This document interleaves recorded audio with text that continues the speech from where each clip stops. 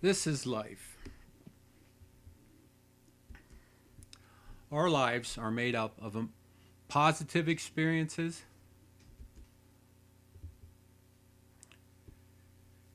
and emotional valley experiences, negative emotional experiences, and everything in between. Some of the great experiences in my life have been salvations,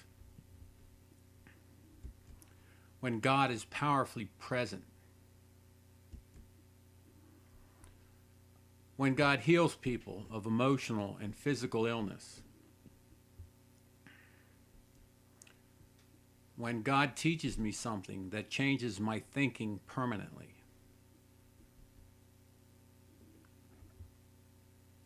Then, in the bottoms of the valleys, there's suffering, times of loneliness, which God gives us so that we are alone with Him.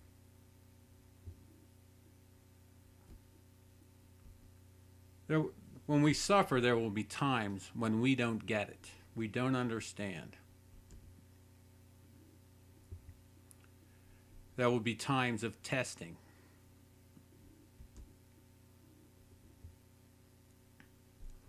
There will be times of death. People die. Dreams die.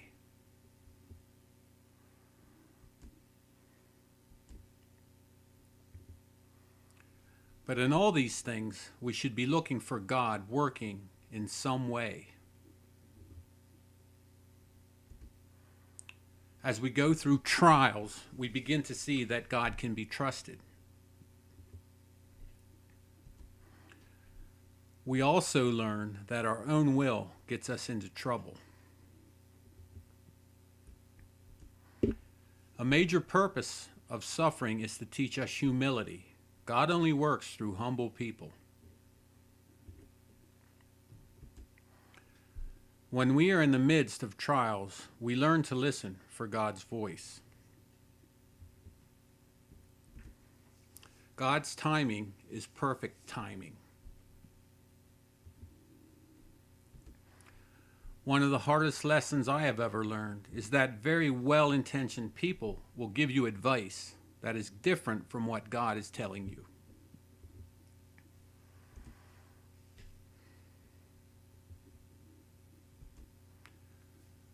Our emotions go up and down following the green line, but God's will for our lives goes right down the middle of the highs and lows. This is because God has given us the mind of Christ.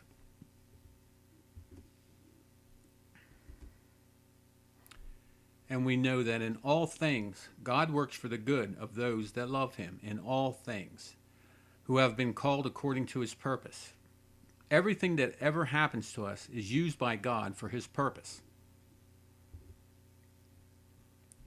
And one of God's main purposes is that we would be conformed to the image of His Son. It is extremely important to God that we become like Jesus.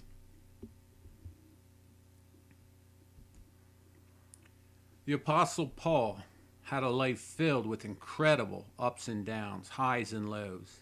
He saw many people saved, established churches, was stoned, whipped, imprisoned.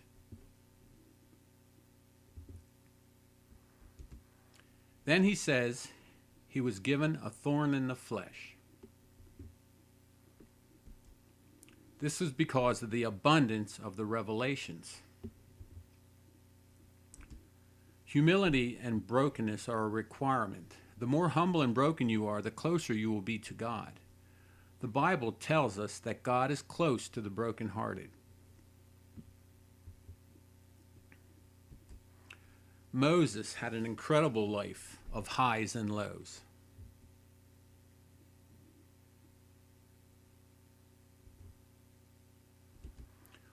One of the high points must have been when God brought water out of a rock.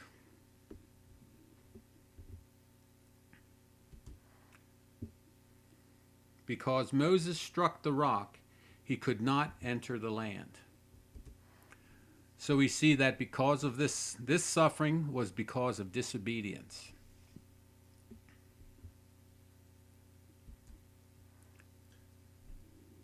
And yet while he yet spake, lo, Judas, one of the 12, came, and with him a great multitude with swords and staves, from the chief priests and the elders of the people. Then came they and laid hands on Jesus and took him. And when they were come to the place which is called Calvary, there they crucified him. God uses the trials of life, the betrayals, to guide us into the center of his will.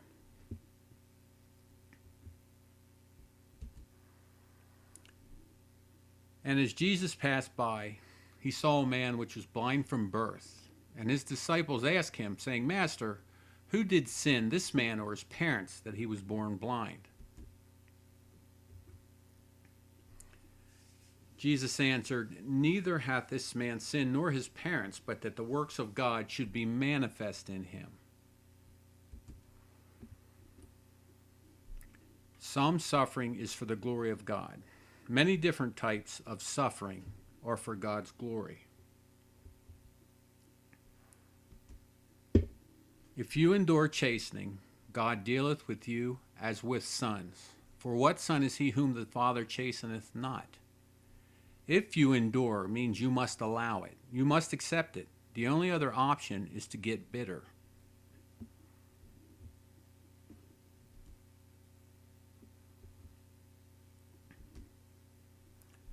We must train ourselves to be looking for the lesson.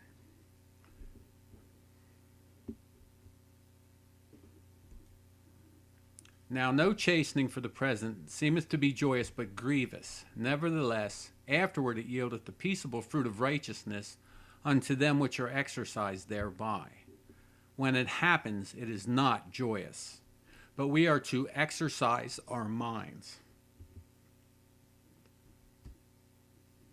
In the original language, exercised means to train or exercise, to train naked as for the Olympic Games.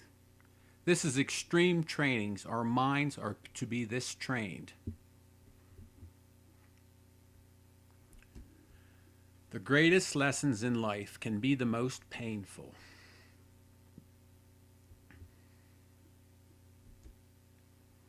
Blessed is the man that endureth temptation, for when he is tried, he shall receive the crown of life, which the Lord hath promised to those that love him. The time of the dead, that they should be judged, and that thou shouldest give reward unto thy servants the prophets, and to the saints and them that fear thy name. Blessed are ye when men shall revile you, and persecute you, and shall say all manner of evil against you falsely for my sake. Rejoice and be exceeding glad, for great is your reward in heaven. For so persecuted they the prophets which were before you.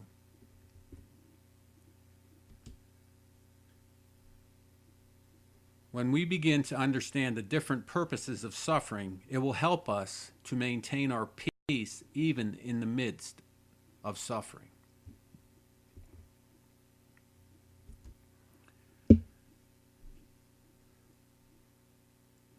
We want to now begin to understand how the trauma of childhood forms our thought processes.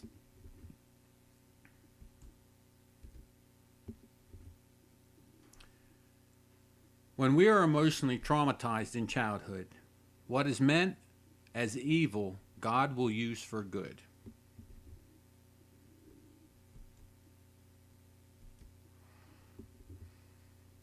When we are children, we come to this place of emotional trauma, many of you right now are thinking about a specific event, even after all these years.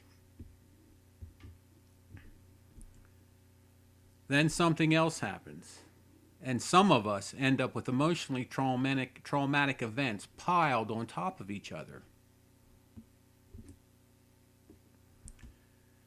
These extreme emotional events now begin to control your thoughts and actions based on fear, anger, and false guilt.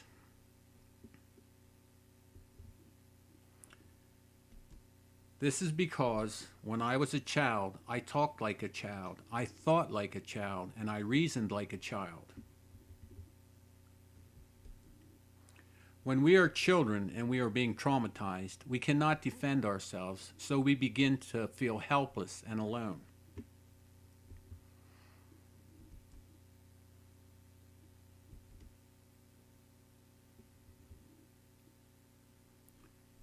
We now enter our teenage years where we can begin to make decisions. And as you know, teenagers are known for making a lot of bad decisions.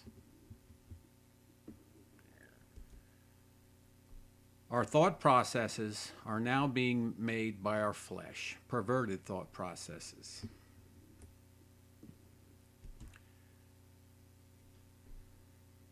This is because when I was a child, I talked like a child, I thought like a child, I reasoned like a child.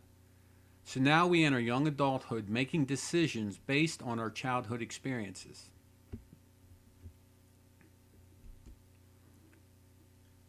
If I speak in human or angelic tongues but do not have love, I am only a resounding gong or a clanging cymbal. If I have the gift of prophecy and can fathom all mysteries and all knowledge, and if I have a faith that can move mountains but do not have love, I am nothing.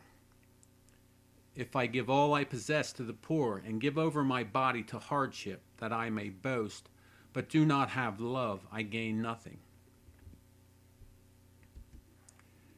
If I can do all of these wonderful things, I gain nothing. Unless my complete motivation is love. The only motivation that counts is love. God hates the great things in which love is not the motive power, but he delights in the little things that are prompted by a feeling of love. D.L. Moody.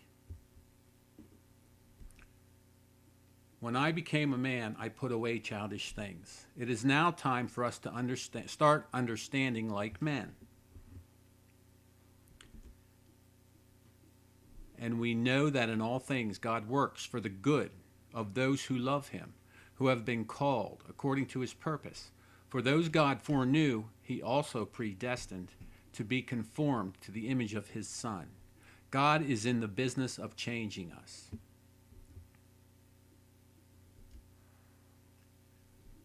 No weapon forged against you will prevail, and you will refute every tongue that accuses you. This is the heritage of the servants of the Lord, and this is their vindication from me, declares the Lord. When we belong to God, he will watch over us, protect us, and declare us innocent. You intended to harm me, but God intended it for good, to accomplish what is now being done.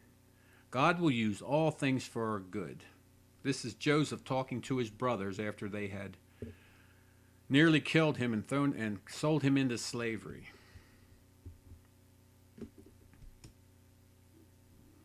God desires to heal our hearts. Behold, you desire truth in the inward parts, and in the hidden part you will make me to know wisdom. God desires that the truth be inside us. For the weapons of our warfare are not carnal, but mighty in God for pulling down strongholds, casting down arguments and every high thing that exalts itself against the knowledge of God, bringing every thought to captivity to the obedience of Christ. There is a war going on for our minds and hearts. And do not be conformed to this world, but be transformed by the renewing of your mind. It is God's heart's desire that we allow him, work with him, to transform our hearts and minds. God desires truth, to know wisdom, that we would possess the knowledge of God, and that we would bring every thought captive, and that we would be transformed. In the inward parts, in the hidden part, God desires that we cast down, reject everything that is contrary to his word, and that our carnal mind would be renewed.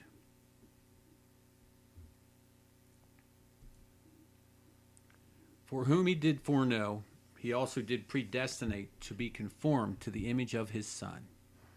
God's predetermined plan was that we would become like his Son. If you abide in my word, you are my disciples indeed, and you shall know the truth, and the truth shall make you free. If we go through this process of transformation, we will be free. God will use the worst things that have ever happened to you for his purposes. Hindsight is 20/20. As God has revealed the truth to me about suffering, I have re-examined my entire life. I have been looking for and finding the lessons I was to learn. What I have found amazes me. We can actually look back and see what God was doing, teaching us, directing our thought processes. God will use everything in our lives for our good. They meant it for evil, but God uses it for good. My life in hindsight. As we examine our past, we will remember the trauma and the issues vividly. We will also come to understand that because of what happened, we have believed lies about ourselves and about God. And then God will reveal to us his purpose for allowing us to suffer. My father was a paranoid schizophrenic. One of my memories of him was one time he got sick and laid on the dining room floor for days. My dad was powerfully built. Everyone thought he was going to be a professional football player, but then he got sick.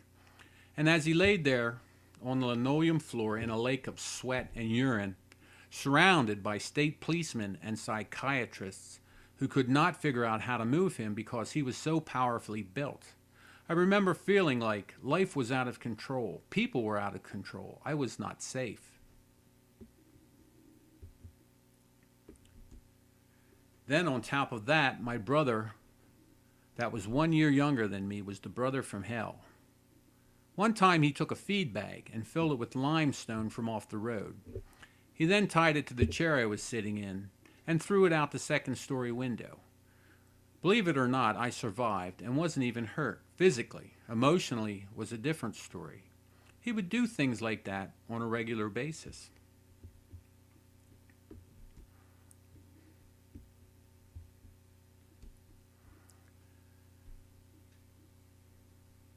As I said before, there was plenty to worry about growing up.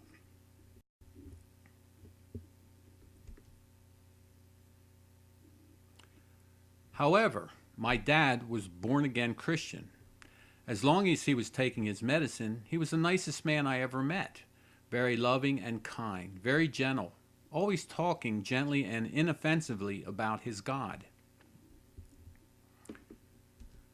Having these issues in my immediate family gave me a desire to understand people that could not be contained. This was God's purpose for my life. As a teenager, I began to study everything I could get my hands on. Philosophy, psychology, psychiatry, religion. What I have learned is that the answer for everything we need to know is in the Bible. But most of it is not obvious to the casual reader. We must look as for hidden treasure. We must have a burning desire, a need for God's truth. What does a healed heart look like? A healed heart looks like 1 Corinthians chapter 13. Love is patient. Love is kind. It does not envy. It does not boast. It is not proud. It does not dishonor others. It is not self-seeking. It is not easily angered. It keeps no record of wrongs. Love does not delight in evil, but rejoices with the truth. It always protects, always trusts, always hopes, always perseveres. Love never fails.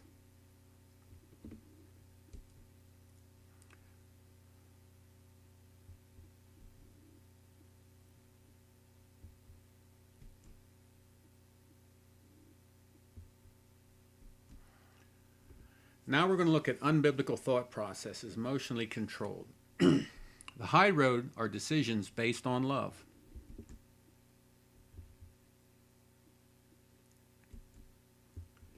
The low road are decisions based on one or more of the following: anger, fear, or pride.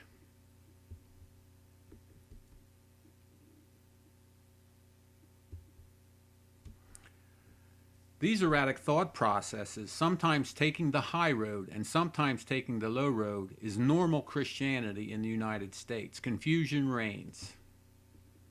Most Christians will tell you they know something is wrong, but they don't know what.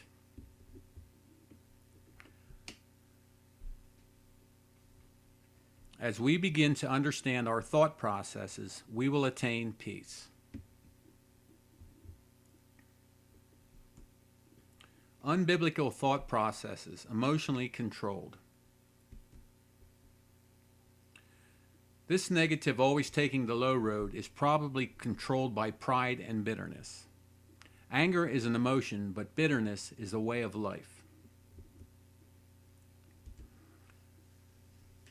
Pursue peace with all people and holiness, without which no one will see the Lord, looking carefully lest anyone fall short of the grace of God, lest any root of bitterness springing up cause trouble, and by this many become defiled. In the original language, this means, looking carefully means to diligently seek out. Biblical thought process is spirit controlled. Okay, so now we're going through life making more or less random decisions. But then at some point in our lives, we get saved. From that point on, God's desire is that we learn to make biblically based logical decisions, that we obey Him. After our emotions are healed and we begin to walk in the Spirit, all of our decisions will be based on love. For most of us, being born again and becoming a real man or a woman begins at the same time. But when I became a man, I put away childish things.